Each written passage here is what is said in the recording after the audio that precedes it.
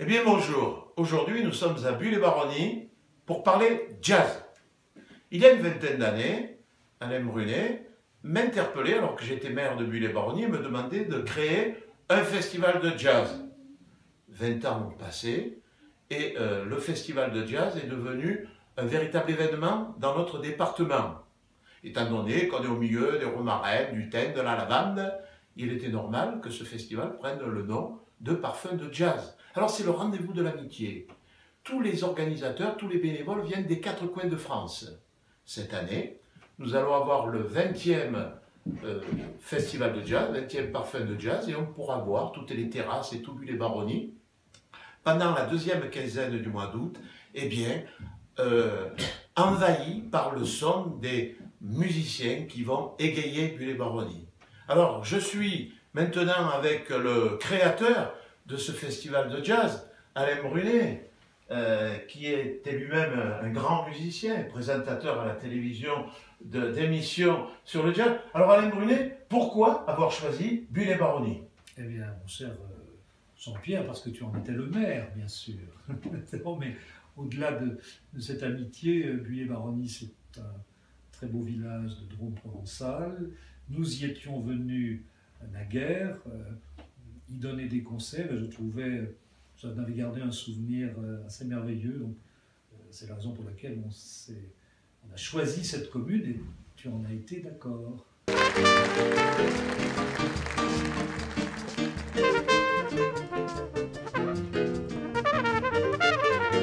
Justement, en 20 ans, quelle a été l'évolution de Parfum de Jazz? C'est une évolution un peu assez habituelle dans les festivals. On a commencé avec 2 soirées, puis 3, puis 4, puis 5, puis 6, puis une deuxième semaine. Première semaine en Baronnie, deuxième semaine en Tricastin, et l'ensemble étant consacré à l'histoire du jazz. On a à la fois du jazz classique, du jazz moderne, du jazz contemporain, parce que l'histoire du jazz est d'une richesse incroyable et qu'il nous paraissait à la fois utile de faire œuvre de pédagogie, mais aussi de faire découvrir au plus grand nombre cette belle musique qu'est le jazz. Alors on sait que ce festival a lieu la deuxième quinzaine du mois d'août. Qu'est-ce qu'il va y avoir cette 20e édition? C'est un anniversaire. C'est cette 20e festival, 20e édition en effet, consacrée aux ladies du jazz, et à celles qui jouent du jazz, qui le chantent.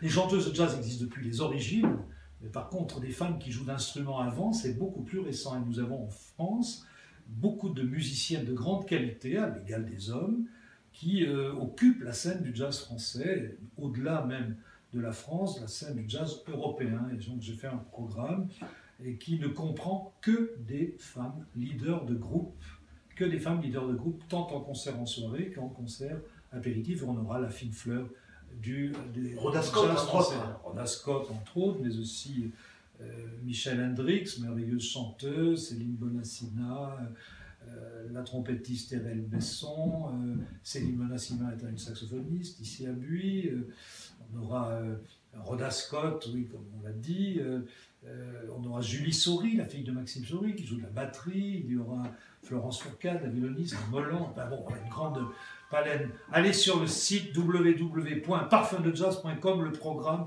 sera sous 48 heures dans le site. Alain Brunet, tu es un président heureux? Absolument. Alors maintenant, justement, on va accueillir le maire de Buis-les-Baronnies, Sébastien Bernard, et une municipalité qui s'investit énormément dans le monde culturel. Je pense que Buis-les-Baronnies adore la culture.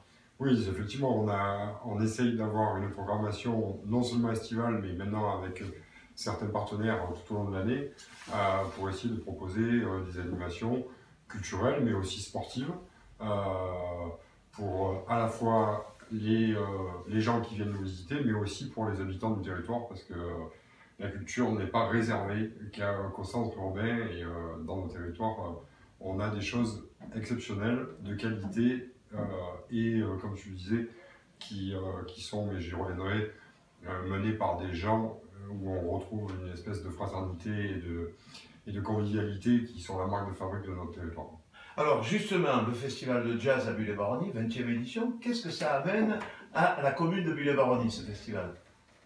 D'abord, en 20e édition, c'est quand même l'illustration de l'ancrage de ce festival dans le territoire.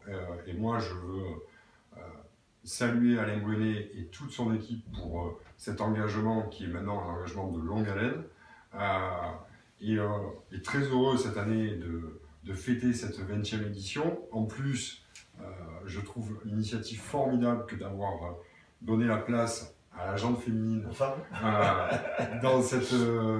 l'occasion de cet anniversaire. Voilà, ça va être comme chaque année, mais plus particulièrement pour cette 20e édition, un festival à la fois d'une très grande qualité, ça on n'en a plus aucun doute, je le disais, d'une convivialité toujours renouvelée chaque année, et en plus avec un angle un peu particulier qui dans cette actualité nationale et internationale tombe à pic. Alors venez visiter les Bulle-et-Baronnie, oui. Ça sera la deuxième quinzaine du mois d'août. Hein. Voilà, moi je vous invite toutes et tous du 12 au 25 août. La première semaine dans les Baronnies, la deuxième semaine dans l'autre Castin, à venir dans les Baronnies et dans le Sud-Rhône.